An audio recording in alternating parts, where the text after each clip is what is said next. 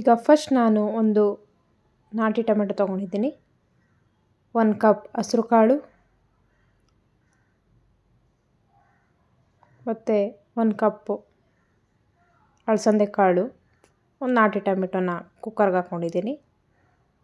ಇದಕ್ಕೆ ಒಂದು 3 ಗ್ಲಾಸ್ ನೀರು ಹಾಕೋತಾ ಇದ್ದೀನಿ.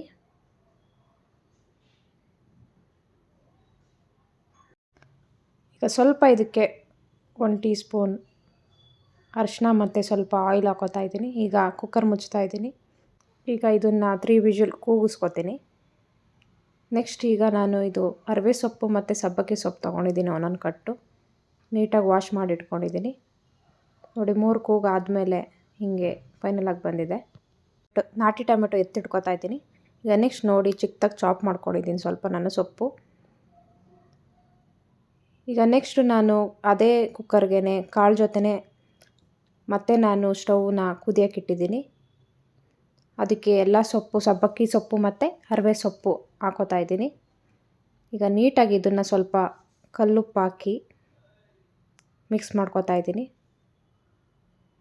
ಸೊಪ್ಪು ಬೇಗ ಬೆಂದೋಗುತ್ತೆ. ಒಂದು 10 to 15 ಮಿನಿಟ್ಸು ಮೀಡಿಯಮ್ ಫ್ಲೇಮಲ್ಲಿ ಬೇಯಿಸ್ಕೊಂಡ್ರೆ ಸಾಕು. ಆವಾಗವಾಗ ಇದನ್ನ ಮಿಕ್ಸ್ ಮಾಡ್ಕೋತಾ ಇದ್ದೀನಿ. ನೀವೇ ನೋಡ್ಬೋದು ಎಷ್ಟು ಚೆನ್ನಾಗಿ ಸೊಪ್ಪು ಕಾಳು ಮಿಕ್ಸಾಗಿ ಬೇಯ್ತಾ ಇದೆ ಅಂತ.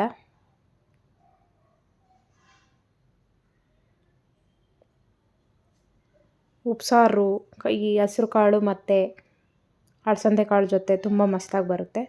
ಈಗ ನೆಕ್ಸ್ಟ್ ಒಗ್ಗರಣೆಗೆ ಒಂದು ಈರುಳ್ಳಿ, ಸ್ವಲ್ಪ ಬೆಳ್ಳುಳ್ಳಿ ಮತ್ತು 2 ಒಣಮೆಣ್ಸಿನ್ಕಾಯಿ ತೊಗೊಂಡಿದ್ದೀನಿ. ಈಗ ಒಂದು ಪ್ಯಾನ್ಗೆ 3 ಸ್ಪೂನ್ ಆಯಿಲ್ ಮತ್ತು ಸಾಸಿವೆ.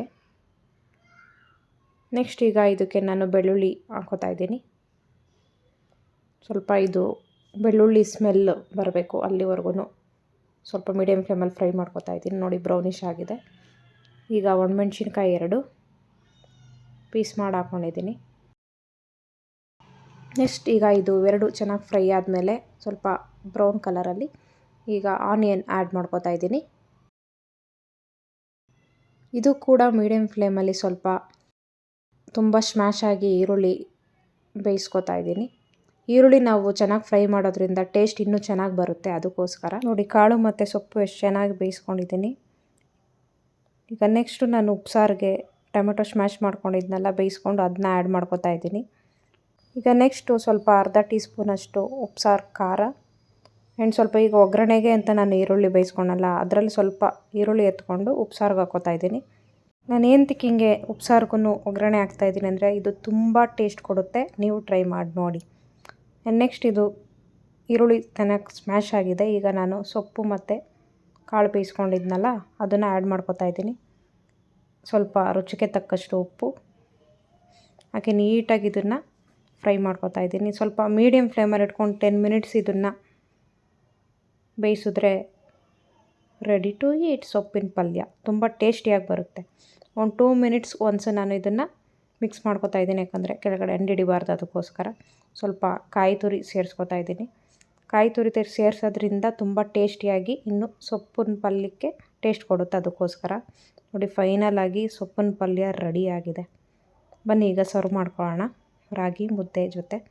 ನೋಡಿ ರಾಗಿ ಮುದ್ದೆ ನೀವೇ ನೋಡ್ಬೋದು ಈಗ ಉಪ್ಸಾರು ಎಷ್ಟು ಕಲರ್ಫುಲ್ಲಾಗಿ ಕಾಣಿಸ್ತಾ ಇದೆ ಅಂತ.